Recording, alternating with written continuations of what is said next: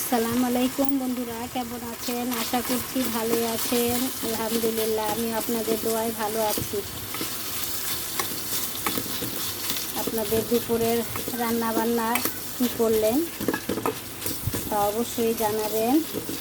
আমি আজকে করলা দিয়ে চিংড়ি মাছ দিয়ে ভাজি করলাম, আর হলো মুরগির পা পাখনা, মানে মুরগির হাড়গুলো আর কি, আমি এগুলো মাখা মাখা করে রান্না করলাম। আর সাথে মুসুরির ডাল, আর এক পিস মাছ ছিল। তো গতকালকে মাছের তরকারি ছিল, তো এক পিস মাছ বেঁচে গেছে। তো এটাকে আমি আবার কী করলাম, বুদ্ধি করে একটা পেঁয়াজ কুচি আর 4টা কাঁচামরিচ কুচি আর সাথে সরষের তেল আর পরিমাণ মতো একটু লবণ দিয়ে একটু ভাজা ভাজা করে নিচ্ছি। তো এভাবে করে মানে খেলে খুবই ভালো লাগে গরম গরম ভাতের সাথে। আমি এটাই করি আর কি, মাঝে মধ্যে যদি মাছ বেঁচে যায় আর কি, রান্না করা মাছ যদি বেঁচে যায় তাহলে আমি এভাবে মানে ঘাটার মতো রান্না করে খাই, খুবই মজা লাগে। আপনারাও বাসায় ট্রাই করবেন, খুবই ভালো লাগবে।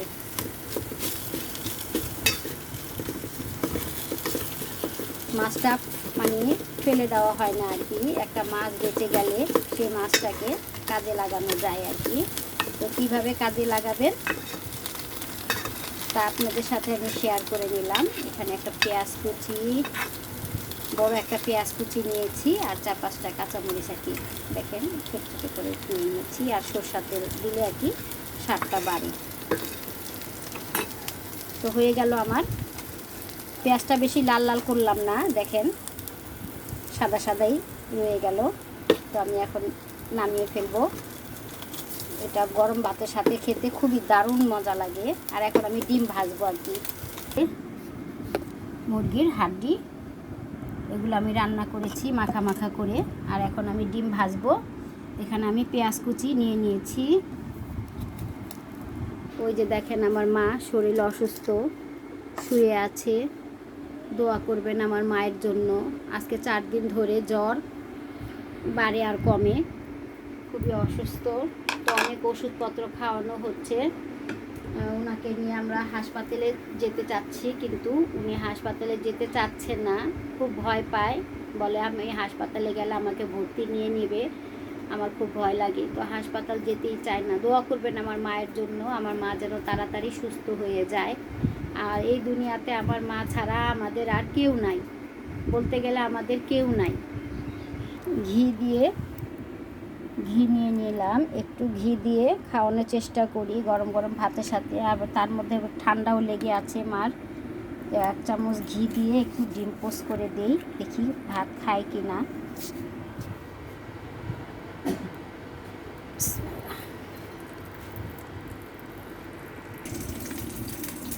এই ঘিটা খুবই মজাদার ঘি। এটা আমি আমাদের ঠাটারি বাজার থেকে এনেছি, মিষ্টির দোকান থেকে। খুবই ঘ্রাণ, খেতেও খুব মানে স্বাদ। এই ঘি দিয়ে গরম গরম ভাতের সাথে খাওয়ার মজাই অন্যরকম। আমি ঘি দিয়ে গরম ভাতের সাথে খাওয়া খুবই পছন্দ করি। আপনারা পছন্দ করেন কি না তা অবশ্যই কমেন্টের মাধ্যমে জানিয়ে দেবেন। দোয়া করবেন আমার মায়ের জন্য। আমার ছেলেটাও এখনও ভাত খেতে আসতেছে না, এই সময়ে ভাত খেতে আসা পড়ে, তো আসতেছে না। আর আমার হাজব্যান্ডের মনে করেন কাজে অনেক ব্যস্ত, দুপুরে ভাত খাওয়া হয় না। আজকে প্রায় অনেক দিন ধরে আমার হাজব্যান্ড দুপুরে ভাত খেতে আসতে পারে না। দোয়া করবেন আমার হাজব্যান্ডের জন্য, আল্লাহ যেন ওকে ভালো রাখে। আমার হাজব্যান্ড এমনি যত যাই হোক মনের দিক দিয়ে অনেক ভালো, আলহামদুলিল্লাহ। দোয়া করবেন আমার হাজব্যান্ডের জন্য।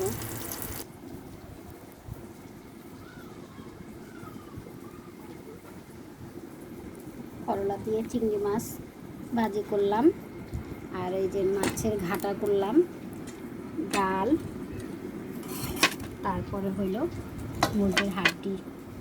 আর এখানে আমার ছেলের জন্য 2টা ডিম নিয়ে নিয়েছি। ও আসলে সাথে সাথে গরম গরম ভেজে দেব, ও ভাত খেয়ে যাবে।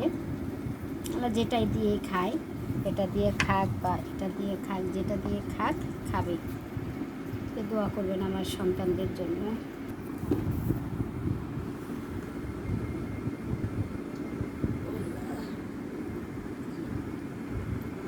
হাত ধোয়ার পানি দিব,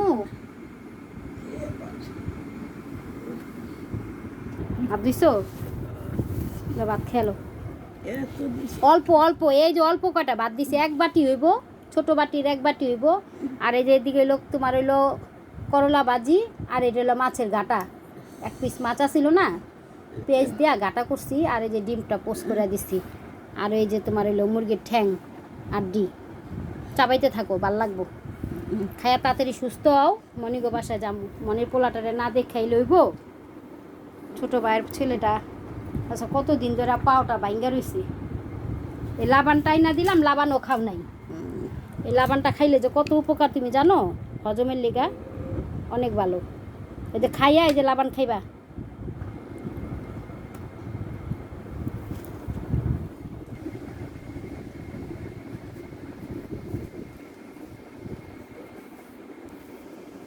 বন্ধুরা আজ এই পর্যন্তই, আপনারা ভালো থাকবেন, সুস্থ থাকবেন, মলি আক্তারের পাশেই থাকবেন, এই বলে বিদায় নিচ্ছি। আপনারা ভিডিও দেখেন ঠিকই, কিন্তু লাইক কমেন্ট করেন না।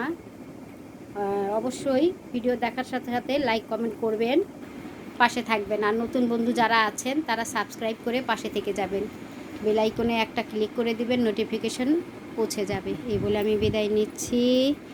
আল্লাহ হাফেজ, আসসালামু আলাইকুম।